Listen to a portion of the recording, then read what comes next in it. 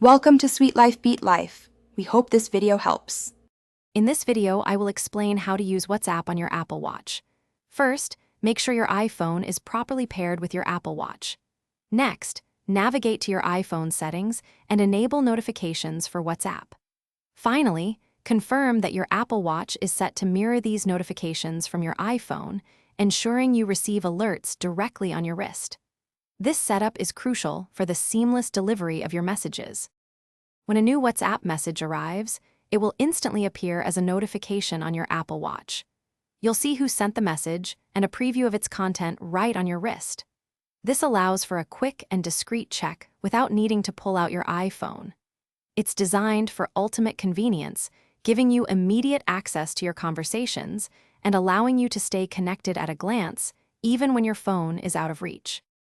To reply to a WhatsApp message directly from your Apple Watch, simply tap on the incoming notification. You'll then be presented with several reply options. You can choose from a selection of quick, preset replies, use dictation to speak your message, or even scribble out a short response. This functionality allows for efficient communication without needing to access your iPhone for every interaction. It's important to remember that there isn't a standalone WhatsApp application for the Apple Watch. This means you cannot start new conversations directly from your watch. You can only respond to existing ones.